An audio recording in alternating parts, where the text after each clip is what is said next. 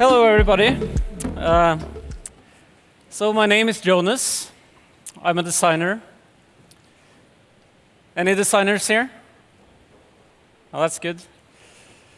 Let me ask you a tougher question. Are there any dropouts here? Well, that's not too nice to ask in a public space, is it?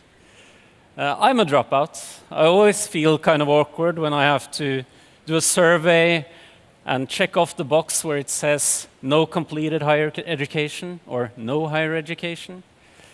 Nobody who designed those surveys, I think every designer who designed those surveys has higher education. Let me ask you an even tougher question. Anyone here can say that they grew up in poverty? And you don't have to answer, that's even more awkward. How about this? Imagine growing up in an environment where no one has a job, where no one has higher education. This is the situation in Norway today, in this city. So as I said, I'm a designer. My wife's a doctor. She's actually a medical doctor with a doctor's degree, so she has education enough for the both of us.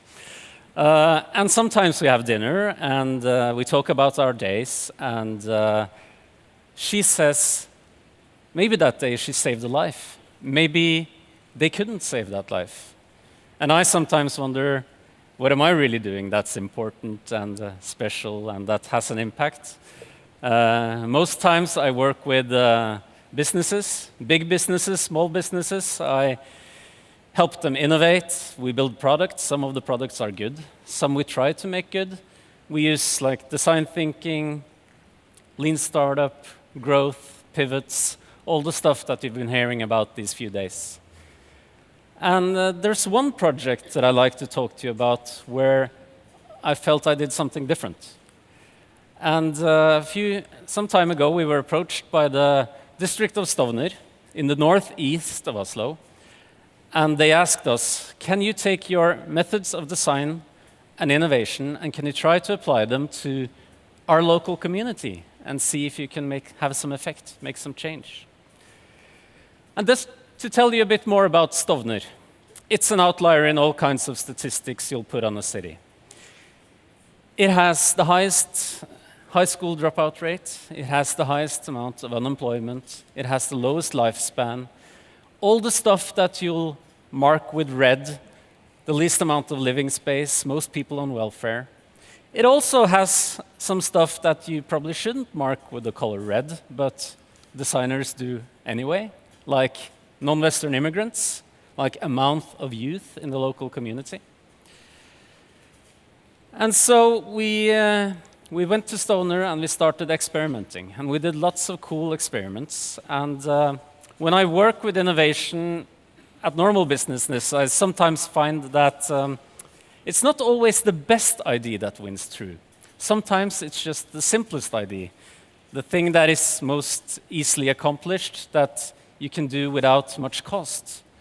And that happened to be the case here as well. There's one experiment we did that I like to tell you about, which was really just supposed to be part of our research. We hired these guys, and we gave them summer jobs as our design team.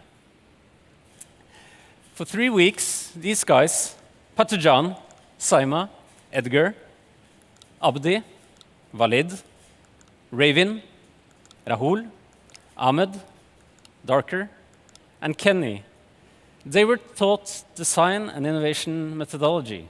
They learned design thinking, they learned lean startup methods, they learned how to do a business model canvas, they learned how to pitch, they learned how to prototype and test. And at the end of these 3 weeks, they had to pitch their ideas.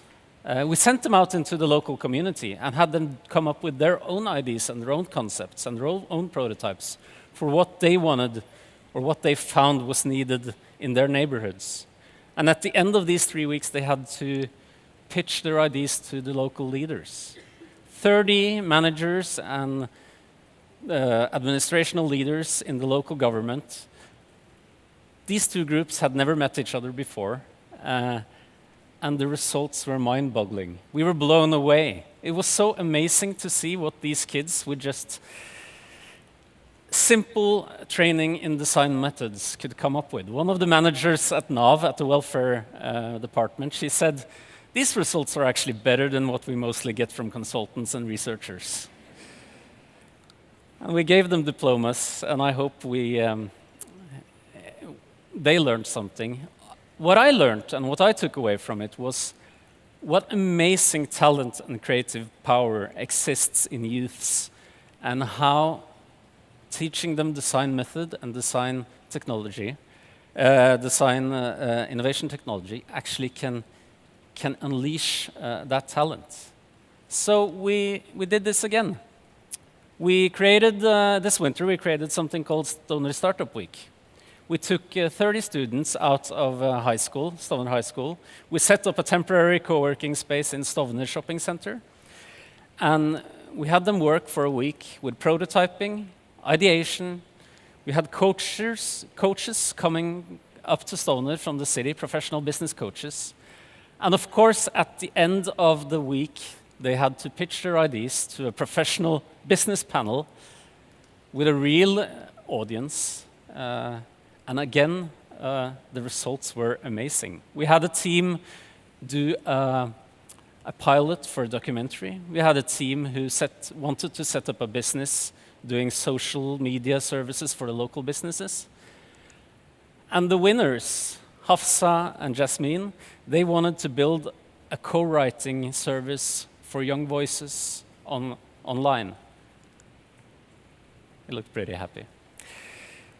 I want to leave you with some words from this amazing woman that I met, young woman that I met in Stovner. She's been living all around the world before she came to Stovner with her family. And what she told us was pretty profound. She said, you cannot dream outside the framework of the world you know. And if you grow up in a place like Stovner, and you live in a family or a social environment with limited resources, then that framework can actually be quite narrow. And I think what we all can do is actually create some change. And it doesn't have to be very advanced. It can be done through some very small steps. If we take our knowledge, our framework of working in our daily lives, and we teach them to someone who can use that framework to build and express dreams, or as I like to say it, maybe we can give someone the superpower of design, and what you'll see they'll do with it can be pretty amazing. Thank you, everybody.